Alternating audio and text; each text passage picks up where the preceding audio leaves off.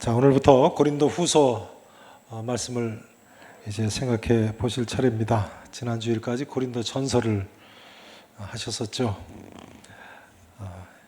고린도 후서 자, 1장 1절 2절을 보시겠는데요. 1장 1절 2절 같이 함께 읽으십니다. 시작.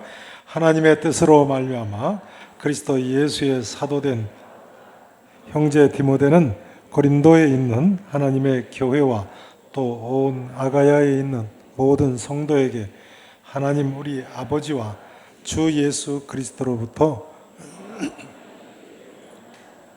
아멘. 다시 한번 1절을 보세요. 하나님의 뜻으로 말미암아 그리스도 예수의 사도된 누굽니까? 바울이 이 편지를 쓴 거죠. 형제 디모데는 고린도에 있는 하나님의 교회와 또 온 아가야에 있는 모든 성도에게 이 편지를 쓰고 있군요. 아가야는 오늘날 이 그리스의 남부 지역을 나타내는 표현입니다만 당시에 그리스 남부 지역을 나타내는 로마의 주였죠. 그 주의 주도가 고린도입니다.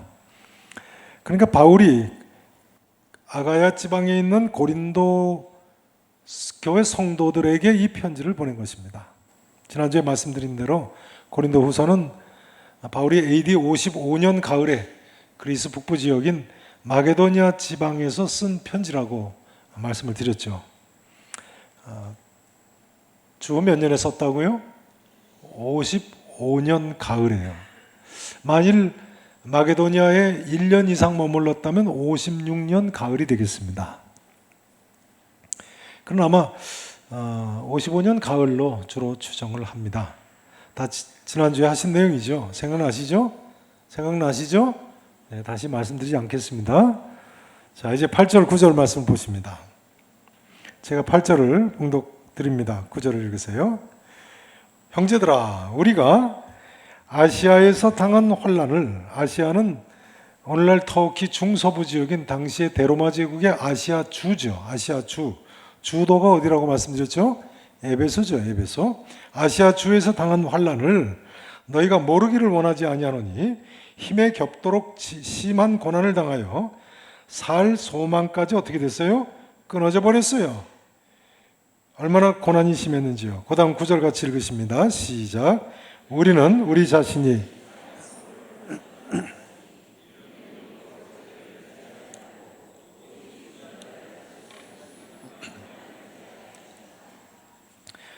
네, 바울은 이 아시아 지역을 1차, 2차, 3차 전도여행 때 매번 갔죠. 특별히 고린도 전서, 고린도 후서를 3차 전도여행 때 썼다고 말씀드리지 않았습니까? 바울은요, 아시아주 지역 전도여행 내내 많은 고난을 겪었습니다. 그래서 8절에서 하는 이야기입니다. 형제들아, 우리가 아시아에서 당한 환난을 너희가 모르기를 원하지 아니하노니 힘에 겹도록 심한 고난을 당하여 살 소망까지 어떻게 됐다고요? 끊어졌느니라. 9절에서는요, 우리 자신이 사형 선고를 받은 줄 알았다고까지 이야기합니다. 얼마나 고난이 극심했으면 사형 선고를 받은 줄 알았다고까지 할까요? 여러분 혹시 이 정도의 고난을 겪어보신 적이 있으십니까? 사형 선고를 받은 줄 알았다. 이제 나는 죽는구나. 그렇게 생각했다는 거예요. 그러고 보니까요, 예수님 잘 믿는 사람에게도 고난이 있을 수 있습니까? 없습니까? 예수 잘 믿으면 고난 없습니까? 있을 수 있어요. 목회를 하다 보면요, 너무나 심한 고난과 고통을 겪는 분들이 계십니다. 참 안타까운 이야기입니다만 사실은 사실입니다. 그럼 우리는 이런 인생의 고난과 고통을 어떻게 이해해야 하고 어떻게 풀어나가야 되겠습니까? 어떻게 이해해야 되는 것입니까? 우선 이 말씀을 드려야겠습니다. 고난이 있을 때요, 나만 고난받는다고 생각하시면 안 됩니다. 고난이 있다, 나만 고난받는다고 생각하시면 안 됩니다. 예를 들어 볼까요? AD 313년 기독교가 공인받기 이전에 로마 지하 동굴에 숨어 살던 초대교회 성도들은 그 고난이 말로 다 할 수 없는 것이 물론이고요, 200년 이상을 박해를 받았으니까요. 기독교가 공인된 후에 대로마 제국의 3대 성자라고 불리우던 분이 있습니다. 또는 3대 신학자라고 불리운 분들인데요. 성 암브로우시스, 두 번째는 성 제롬, 세 번째는 성 어거스틴인데요. 이 세 분도 사실은 대단한 고난을 받은 분들입니다. 성 제롬은 야만족인 고트족이 로마를 쳐들어온 후에 10년간이나 더 살았습니다. 그러니 그 공포와 고난이 얼마나 대단했겠습니까? 성 어거스틴은 또 다른 야만족인 반달족이 자신이 주교로 있던 히포성을 쳐들어올 때까지 살아 있었습니다. 성 어거스틴의 스승 암브로우시스는요, 고트족 군인들이 예배당을 점령하려고 할 때 이렇게 외쳤다고 합니다. 암브로우시스의 편지에 실린 내용입니다. 내 소유주가 필요하면 거기에 들어가라. 내 몸이 필요하면 나는 즉시로 가겠다. 즉시로 잡혀가겠다는 말입니다. 이렇게 쓰고 있습니다. 나를 사슬에 넣기를 원하느냐 아니면 죽이기를 원하느냐, 이 모든 것이 내게는 즐거움이다. 그런 이런 환란이 어디 있겠습니까? 야만족들이 쳐들어와서 점령당했는데, 여러분 사실은 예수님 잘 믿는 성도들에게는 오히려 더 큰 고난이 있을 수 있습니다.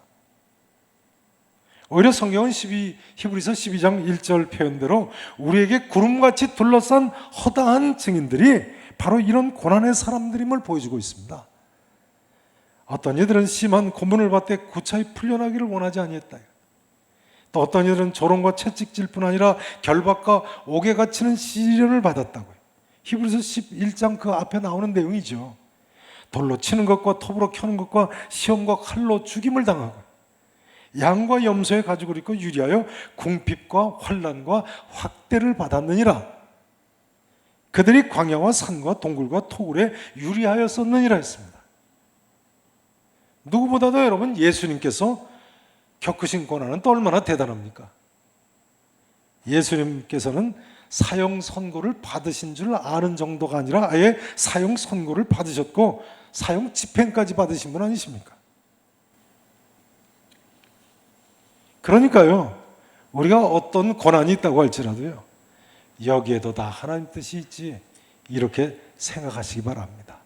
한번 따라서 하실까요?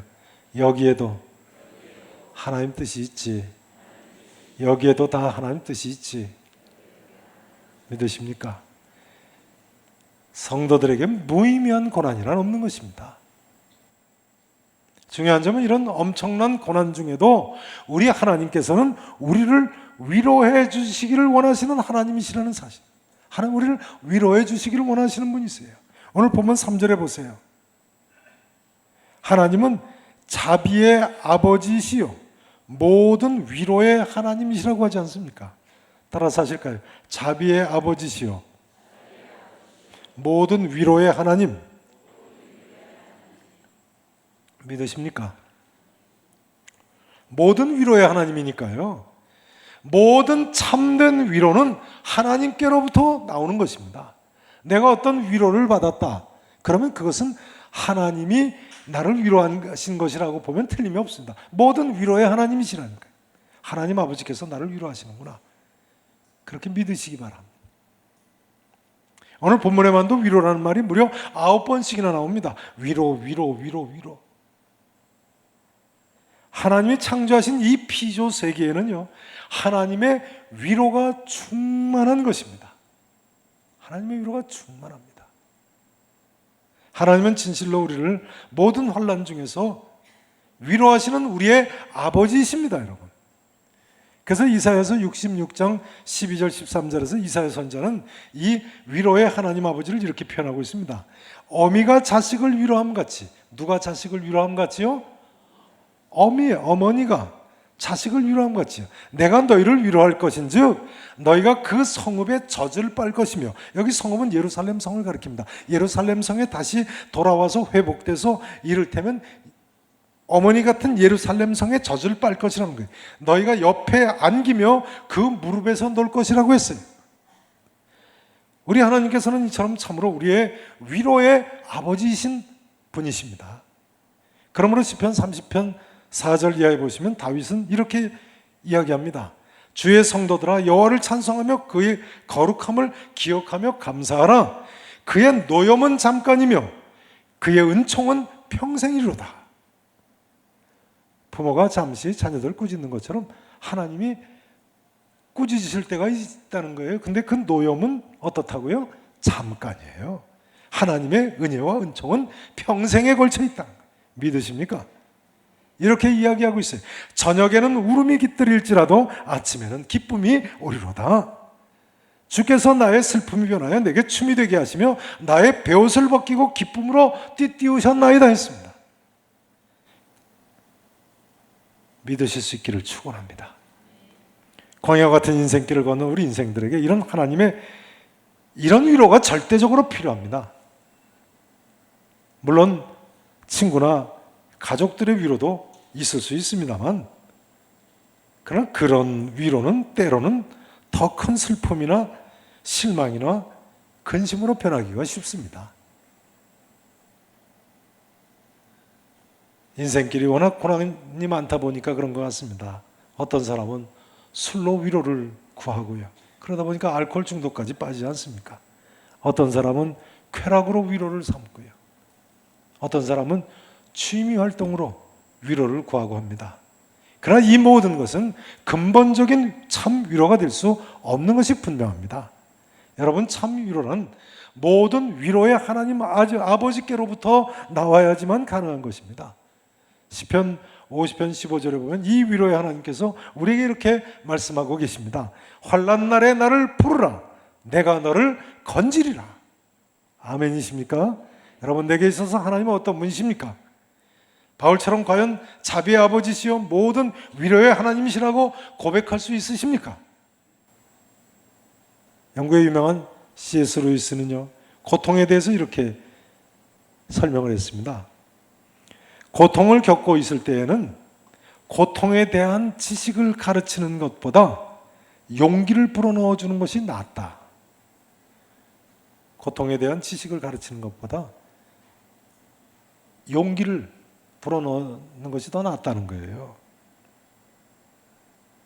뭐 그럴 것 같지요. 틀림없습니다. 뭐 괜찮을 거다. 내가 아는 사람도 같은 병을 앓았는데 고침받았다. 뭐 그런 말이죠. 그 다음에 이렇게 기록하고 있어요. 용기를 불어넣어 주는 것보다 인정을 베푸는 것이 더 도움이 된다. 그렇죠. 말로만 하는 것보다는 인정을 베푸는 것이 더 도움이 되겠죠. 근데 그 다음 중요한 점은 이렇게 기록하고 있어요. 인정을 베푸는 것보다는 하나님의 사랑이 더 도움이 된다. 공감하십니까? 틀림없습니다. 하나님 우리 아버지이신데요. 하나님은 살아계실 뿐만 아니라 여러분 우리 아버지이십니다. 그러니 사랑의 하나님을 깨닫고 아버지 하나님의 사랑 가운데 거하기만 하면 그 어떤 사람도 위로를 받을 수가 있는 것입니다. 참으로 중요한 점은요, 이런 위로의 하나님께서 우리 인생들에게 자기 아들을 보내셨다는 점입니다. 자기 아들을 보내셨어요. 자, 5절 말씀을 보시죠. 오늘 보면 5절. 자, 같이 한번 읽어보십니다. 시작. 그리스도의 고난이 우리에게 넘친 것 같이 우리가 받는 위로도 그리스도로 말미암아 넘치는도다. 바울에게 있어서 예수님은 어떤 분입니까? 바울에게 있어서 예수 그리스도는요, 고난과 위로가 넘치게 하시는 분이십니다. 그죠? 그리스도의 고난이 우리에게 넘쳤다. 또 그처럼 우리가 받는 위로도 그리스도로 말미암아 어떻다고요? 넘치는도다. 우선 바울은요, 그리스도 때문에 고난이 넘친 사람입니다. 그리스도의 남은 고난을 자신의 육체에 채우는 삶을 일평생 산 사람. 그런데 바울은 고난뿐만 아니라 위로도 넘치게 받았다는 거예요. 바울은요, 예수 그리스도 증거다 극심한 환난을 겪었습니다만 그 가운데서도 하나님의 풍성한 위로를 맛본 사람입니다. 중요한 점은 이것입니다. 그리스도 안에서, 잘 들어보세요. 그리스도 안에서 고난이 넘치는 사람은요, 그리스도 안에서 위로도 넘칠 수 있다는 사실입니다. 예수 그리스도로 인한 고난이 넘치는 사람은 그리스도 안에서 뭣도 넘칠 수 있다고요? 위로도 넘칠 수 있어요. 왜냐하면요, 예수님께서 이 땅에 오신 목적이 모든 고난당하는 사람, 슬픈 사람, 고통받는 사람들을 위로하기 위해서 오셨기 때문에 그렇습니다. 사실 예수님의 다른 이름이 바로 위로자죠, 위로자. 요한복음 14장 16절에 보면요, 성령님과 더불어 예수님도 보혜사, 즉 위로자라고 불리고 있습니다. 그렇습니다. 예수님은 우리 인생들을 위로하기 위해서 보내신 하나님의 아들이십니다. 그래서 누가복음 4장에 보면 예수님께서 나사렛 회당에서 구약 성경을 펼쳐서 읽고 가르치실 때 이사야서 61장 1절 이하의 예언의 말씀을 읽지 않으십니까? 무슨 말씀입니까? 주의 성령이 내게 임하셨느니라. 이는 가난한 자에게 복음을 전하게 하기 위해서라고요. 나를 보내서 포로된 자에게 자유를 얻게 하시려고요. 눈먼 자에게 다시 보게 함을, 눌린 자에게 자유롭게 함을, 주의 은혜를, 희년을 말이죠, 전파하게 하려 하심이라고 했어요. 모든 종된 자들에게 자유의 기쁨을 주시려고 이 땅에 하나님의 아들 예수 그리스도를 보내셨다는 거예요. 예수님께서 이 말씀을 읽으시고 그 다음 뭐라고 말씀하셨습니까? 이 글이 오늘 너희 귀에 응하였느니라 하셨습니다. 이 글이 오늘 너희 귀에 응하였느니라. 그러니까 예수님께서 이 땅에 오신 것은 고난당하는 모든 인생들을 위로하기 위해서 오신 것입니다. 예수님은 누구든지 자기에게 오는 자는 마음의 쉼을 얻게 하실 수 있는 분이십니다. 성도 여러분, 예수 그리스도를 위해서 무슨 고난을 받고 계십니까? 아니, 예수 그리스도 때문에 어떤 넘치는 위로의 삶을 살고 계십니까? 이 시간 서로 고난 가운데 있다고 하실지라도 그리스도 안에는 참된 위로를 받으실 수 있기를 진심으로 축원하겠습니다. 자, 이제 중요한 점은요, 그럼 우리에게 왜 이런 고난이 있는가 하는 점이겠습니다. 하나님께서 성도들에게 왜 이런 환난, 이런 고난을 허락하시는가? 여러분, 하나님께서 우리에게 왜 이런 고난을 허락하시는 것 같이 생각하십니까? 지금 이 시간 졸고 계신 분들은 고난이 없으신 분들이십니다. 네. 하나님께서 성도들에게 왜 이런 고난을 허락하시는 거예요? 세 가지 이유가 오늘 본문에 나와 있습니다. 그 첫 번째 이유는 9절에 나와 있습니다. 자, 9절을 제가 먼저 봉독드립니다. 하반절을 읽으시죠. 보세요. 우리는 9절입니다. 우리 자신이 사형 선고를 받은 줄 알았으니, 자, 이는부터 이유를 찾아보세요. 시작.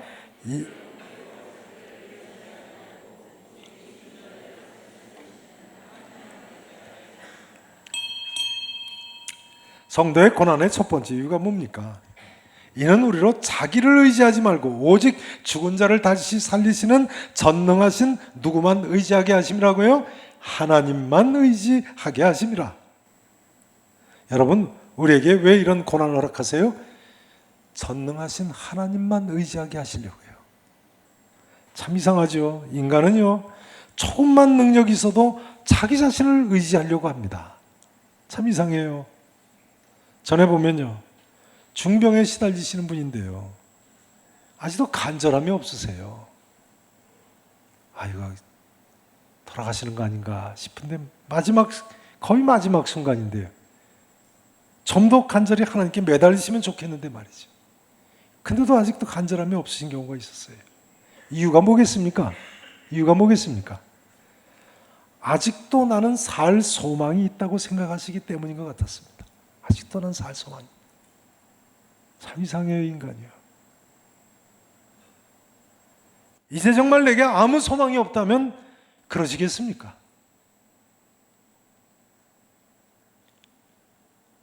좀 더 일찍 하나님만 의지하면 얼마나 좋겠습니까? 창조주 하나님께서 우리에게 원하는 것이 있으시다면요, 우리가 피조물임을 인정하고 전능하신 하나님만 의지하며 살기를 원하시는 것입니다. 애들을 키우다 보니까요, 자녀들이 부모의 말에 100% 순종하는 자녀가 있다면 그 애는 분명히 대단한 인물이 되겠더라고요. 그렇게 생각하지 않으십니까? TV 그만 봐라 할 때 그만 보고, 컴퓨터 꺼라 그럴 때 끄고, 책 준비할 때 책 보고 그게 분명히 대단한 인물이 될 겁니다. 일찍 일어날 때 일찍 일어나고, 거짓말하지 하면 안 된다 그러면 거짓말 안 하고, 절약해라 할 때 절약하면 얼마나 훌륭한 인물이 되겠어요. 그런데요, 인간 부모의 말도 100% 순종할 때 그럴진데, 창조주 하나님의 말씀을 100% 신뢰하고 절대로 순종하면 어떻게 되겠습니까? 그러나 인간의 본성이 그렇지 못하기 때문에요. 부모가 자녀를 때로는 꾸짖고 때로는 징계하듯이 말이죠.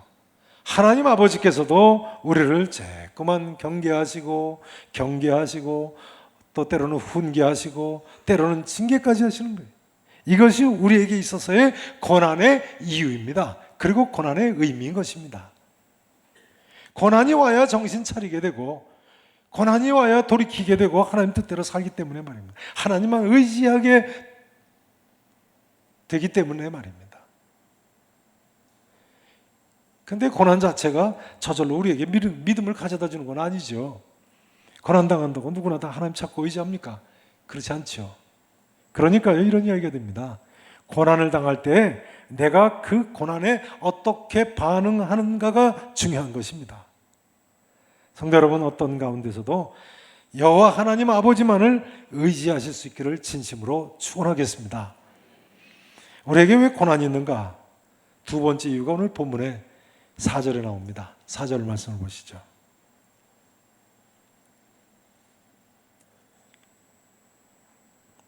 자, 4절 말씀 다 같이 함께 읽으십니다. 시작. 우리의 모든 환난 중에서 우리를 위로하사 우리로 하여금 하나님께 받는 위로로서 모든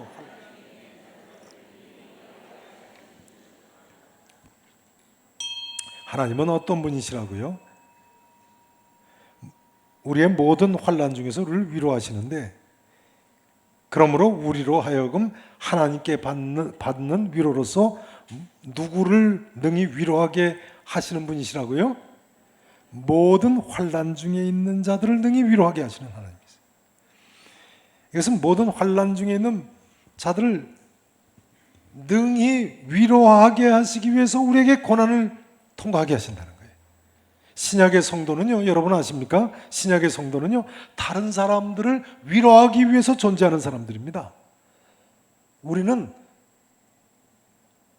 뭘 위해서 존재하는 사람들이라고요? 다른 사람들을 위로하기 위해서요.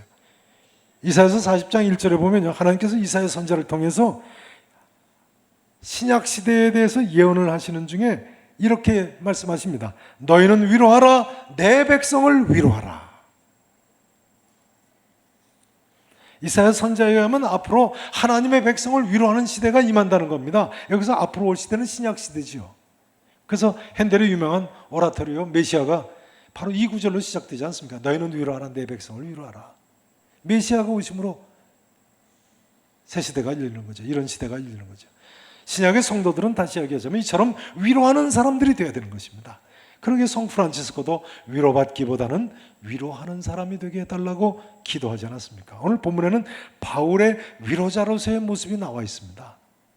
성도는 고난 중에 어떻게 위로하고 어떻게 위로받아야 할지 먼저 알고 먼저 실천을 해야 하는 사람들이 성도들인 것입니다.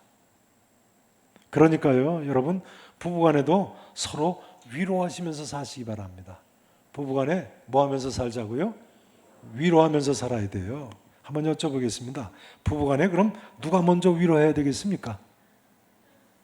부부간에 누가 먼저 위로해야 되나요? 남편이요? 아내가요? 누가 먼저 위로해야 돼요? 믿음이 있는 사람이 먼저 위로해야 된다니까요. 형제간에 누가 먼저 위로해야 되겠습니까?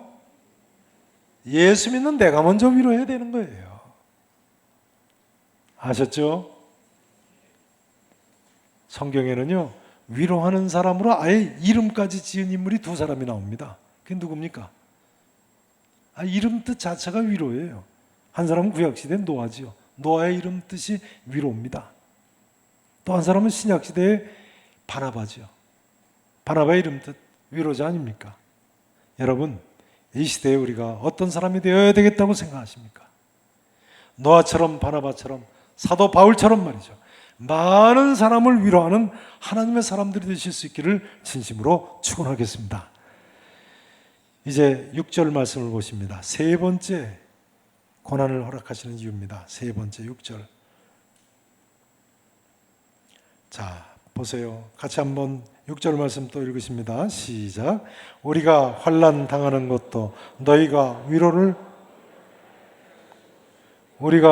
받는 것도 너희가 위로를 받게 하려는 것이니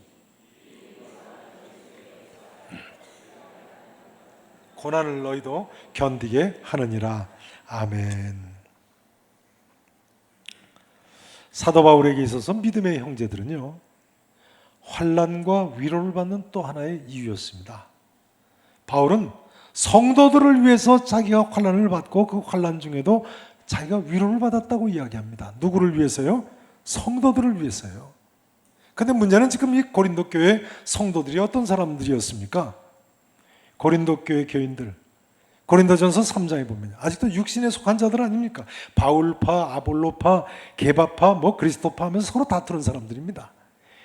고린도 교회 교인들은요, 우상에 바쳤던 고기 먹는 문제 가지고 서로 싸우고, 방언하는 문제 가지고 서로 싸우고, 심지어 죽은 자 가운데 부활이 없다고 하는 사람도 있고요, 성찬 때 먼저 먹고 배불러 누워있는 사람, 술 취해 포도주 마시고 취해 있는 사람, 심지어 음행에 빠져 있는 사람, 그 중에는 심지어 자기 아버지의 후처를 자기 첩으로 드리는 사람, 고린도 교회 교인들을 참 복잡하고 골치 아픈 사람들이었습니다. 그런데도 사도 바울은 이런 사람들을 위해서 환난을 받고 자신이 환난 중에 위로받는 것까지도 그런 고린도 교회 교인들을 위한 것이라고 고백을 하고 있네요.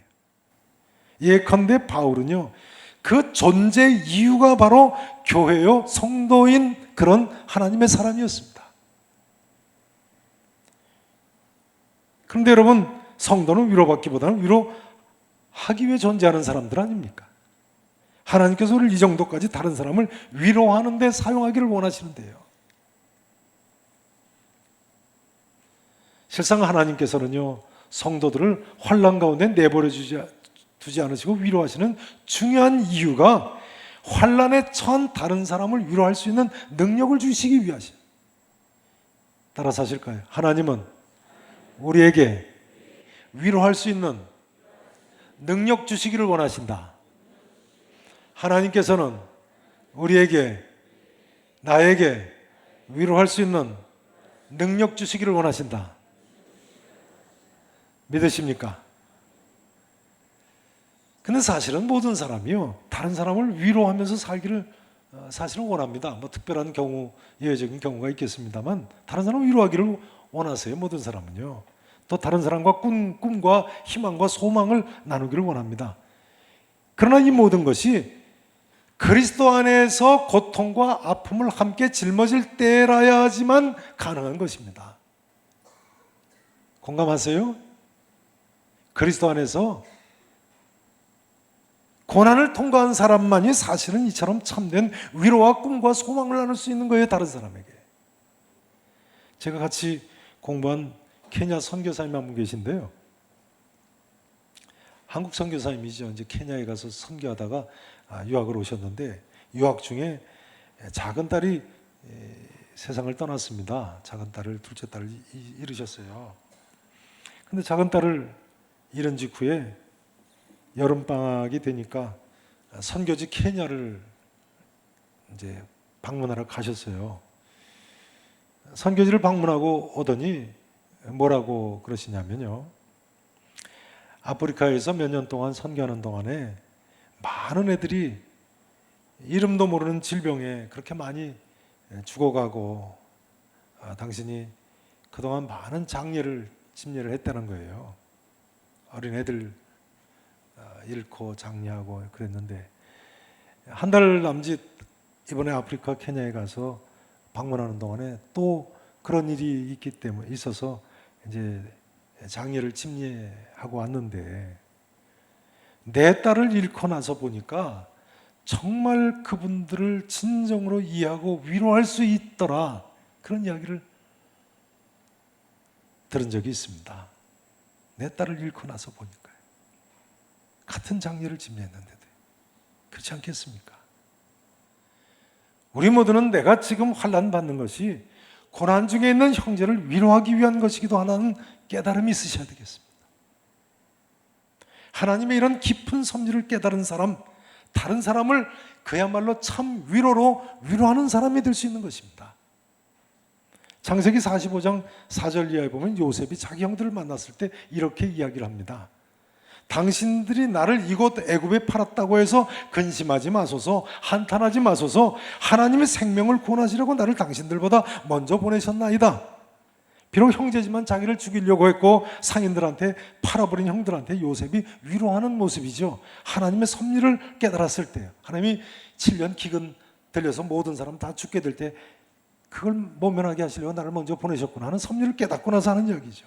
근데 그 다음에 창세기 50장 19절 이하에 보면요, 요셉이 아버지 야곱이 세상 떠난 후에 형들을 만나서 이렇게 위로를 합니다.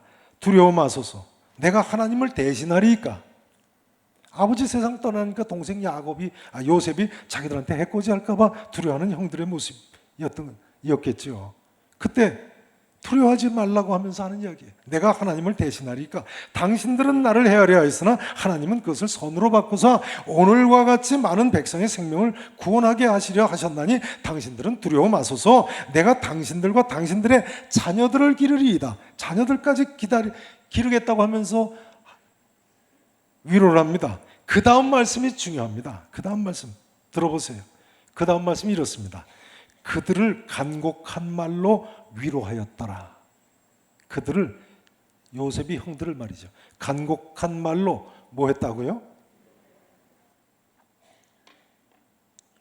여러분, 하나님의 섭리를 발견한 사람만이, 하나님께 위로를 받은 사람만이 사실은 남을 위로할 수 있는 것입니다. 고난 가운데, 엄청난 고난 가운데 하나님의 위로를 맛본 사람은 엄청난 고난 가운데 있는 다른 사람을 위로할 수 있는 사람이 되는 것입니다. 사랑하시는 성도 여러분, 이 아침에요, 요셉처럼 하나님께 위로받으시고 그 위로로 고난당하는 형제들을, 이웃들을 위로하는 하나님의 사람이 되시기를 바랍니다. 우리 계산교회가 성도 간의 피차 이처럼 서로 위로하고 위로받는 복된 교회가 될 수 있기를 진심으로 소원합니다. 이제 말씀 증거를 마쳐야 되겠습니다. 인간은 고난과 역경을 통해서 영적 성장을 이룰 수 있습니다. 고난과 역경을 통해서 영적 성장을 이룰 수 있어요. 모든 사람은 궁지에 몰릴 때는 하나님을 찾게 됩니다. 이런 이야기가 있죠. 육지에서는 무신론자가 바다 위에서는 유신론자가 된다. 육지에서 아무리 하나님이 어딨냐고 큰 소리 치는 사람도요, 바다에서 풍랑 만나보세요. 아이고 하나님 나 살려주십시오 하지. 영어로 이런 말이 있습니다. 전쟁터의 팍스홀에서 하나님을 찾지 않는 군인은 아무도 없다. 팍스홀, 여우굴이죠. 그러니까 참호 아닙니까? 참호 속에서 총알이 빗발치는데 하나님 찾지 않을 사람이 없다는 거예요. 실제로 저희 교회 새터민 여성도님 한 분이 저한테 그러시더라고요. 두만강 얼음판 위를 이제 겨울에 뛰어서 국경을 건너시는데 국경 경비대에 걸렸다는 거예요. 뒤에서 경비대원이 소리 지르면서 쏜다 하면서 쫓아오는데 뛰어가다 넘어지셨다는 거예요. 넘어지는 순간 하나님 살려달라는 기도가 절로 나오더라는 거예요. 기도하셨다는 거예요. 무신론 공산주의 국가에서 하나님이란 단어도 들어본 적이 없는데 살려달라고 기도하는 거예요. 살려달라고. 모든 인생들은 고난을 통해서 헛된 영광을 버리고 교만을 버리고 허영을 버리고 하나님의 구원의 손길을 향하게 되어 있습니다. 그런데 우리 하나님은 모든 위로의 아버지 하나님이십니다. 하나님께 나오는 인생들을 절대로 뿌리치지 않으시는 분이 우리 하나님이십니다. 이 아침에 우리 모두 이 위로의 하나님을 만나서 먼저는 세상이 주지 못할 위로를 받으시고 더 나아가서 위로하는 성도로서 새로운 출발을 하실 수 있기를 우리 구주 예수 그리스도 이름으로 간절히 축원하겠습니다.